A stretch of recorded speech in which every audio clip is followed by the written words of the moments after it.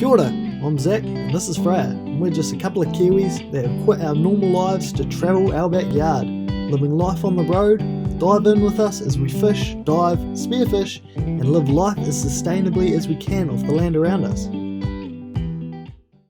So I just got a message on Instagram and she said, "Hey, I love your travel YouTube videos. I'd love to travel New Zealand in a camper one day.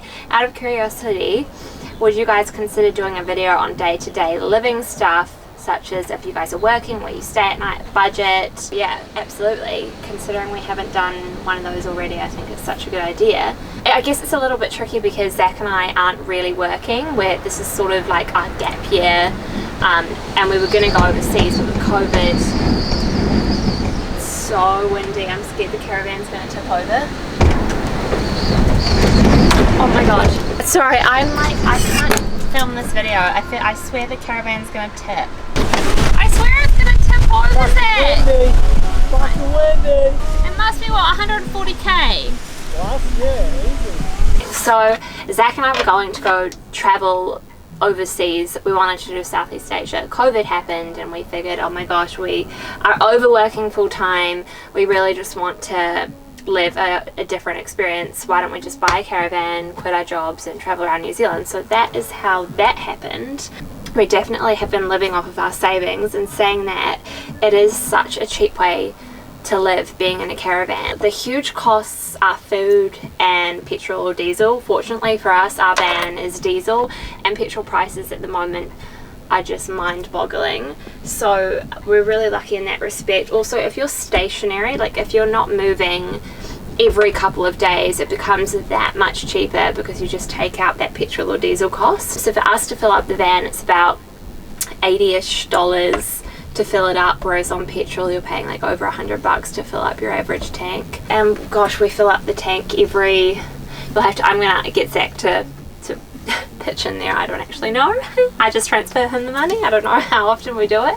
And then the other little expenses, food in New Zealand is quite expensive, so taking that into consideration, but we just try and be just wise with what we buy, and we shop seasonally, and I always just buy what's on special. And in terms of other expenses, like gas is so cheap. To fill up a gas bottle, it's $40. Our gas lasts ages. We use the heater in winter, the fridge is gas, we obviously have the oven is gas, the stovetop is gas. We use those things a fair bit, and the gas lasts a really long time.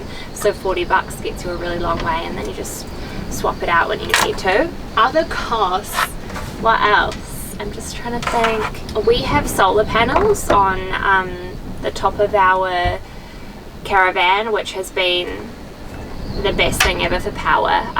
It's sunny most days, even in winter, and so it just charges throughout the day, and then we charge our laptops, we charge our cell phones overnight. I'll get some footage of kind of what we do day to day, and yeah, let's do it. So in here we have our little power meter here, right? So at the moment, so this is the pump is on, so the water is running. It's on 13.7 because it's been a really sunny day. Often it gets down to 12.3, and that's when we start to worry a little bit, and we'll unplug our laptops. If it gets lower than, I think, 12.2, you can't sort of recharge it. You have to go and like grab power from someone else. So yeah, I guess another thing to consider is the bloody paku, the toilet. So if you are going on the road, always remember to shut the toilet lid. So it's got one of these things, right? So you open and close that little thing there. Always remember to have this closed if you're going on the road. I've made that mistake of it being slightly open, like not completely clicked shut.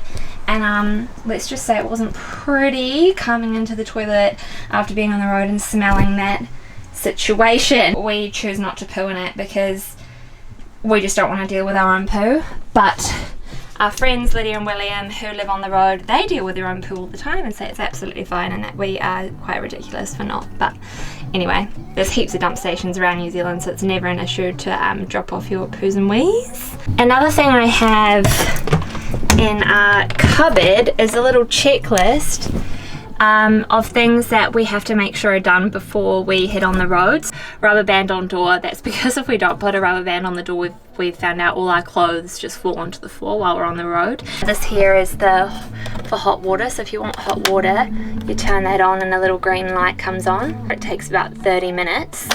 But we often will just have a quick cold shower or a kettle shower. So I'll just boil the kettle and stand in the shower and have a kettle shower. Just like that, easy, and then I don't have to wait like 20-30 minutes for the hot water to heat up, and then obviously that uses more gas and things like that, so we just try to have very minimal showers, and we've got minimal water and things like that you just don't really think about until you're on the road. Water's definitely a thing to be really frugal with. When washing the dishes and everything, we use the tiniest bit of water. We're real mindful of how much water we use because our tank is pretty small. So yeah. So this is our little water tank. This is our big water tank. We got this because it's easier just to pull this out quickly than try and manhandle out the big one. So when that's empty, we just siphon out of the big one into the small one. Then that fills up on its own, and I enjoy my drink. I'm an arborist, so I cut trees like these ones. It's pretty easy to get work on the road when you tell people you're an arborist. Generally they have trees at their house. I've got a toolbox full of stuff in the back of the van and harnesses and ropes in there, so we can work wherever. Well, so this is the garage, so for those of you wondering about space, there's plenty of storage in the Caravan. However, this is where, if you're someone like Zach that has a lot of hobbies that require a lot of equipment, this is where they're all kept. Because we have been on the road for the whole year, and you do end up spending a fair bit.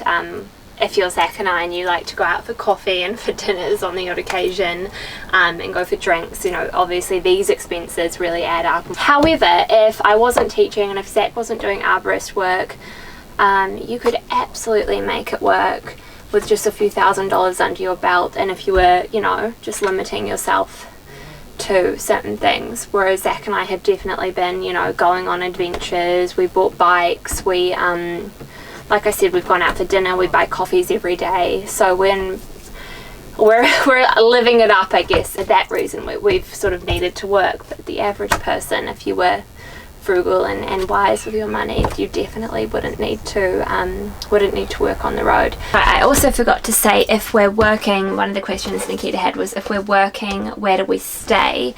Fortunately in New Zealand, if you're part of the New Zealand Motorhome Association, there are heaps of camps around New Zealand where you can park your caravan. There's dock camps, there's park over properties, and these are all free, or if not, there's like an honesty box where you give a donation. Signing up to the New Zealand Motorhome Association was by far the best thing we've ever done. It also gave us cheaper ferry rides. It gives you a bunch of discounts across the country.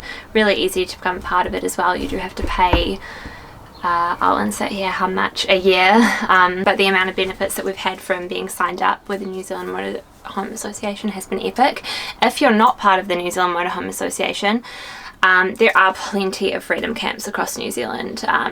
And if you're not self-contained certified, there's public toilets everywhere. This is why Zach and I haven't used our toilet for pooing, is because everywhere we park up, there's a public toilet 2 minutes away. When I'm working specifically, we just try and stay either outside a friend's house if we're in an area where we have a friend. If we're not, we just try and stay somewhere not too far from where we're working. Like I said, New Zealand is filled with places to park up your caravan or camper van. It helps if you're self-contained certified, because a lot of places require that. So those are the two things I would probably recommend just to make your life easier on the road. Be self-contained certified and become a part of the New Zealand Motorhome Association. I also got asked how you cook, and you just get used to it. It's a really small space, but we've got everything we need. There's the little oven, the stovetop, the table where we eat dinner. We also have another table that comes out that we take outside to eat at if we don't feel like being in this small space. It's like cooking normally, but on a way smaller scale. So I just cook because I like to cook, and there's not really enough room for 2 people to cook. Lucky enough for Zach. Washing, that's a good question, where we do washing. So Basically, we wait till our washing accumulates till we're literally down to the last pair of undies, and then we either go to a laundromat where we'll just type into Google wherever we are laundromat and see where the closest laundromat is, take our stuff to the laundromat. You usually need like a $2 coin, or fortunately for us, we've saved our washing and then gone to a friend's house randomly on the road because we have heaps of family throughout New Zealand, and we've dumped all of our washing onto them. So just done our washing at their house. However, heaps of laundromats around. We have attached a rope outside the caravan attached to our van to set up a DIY washing line to dry our clothes if we don't want to pay to get them dried at the laundromat.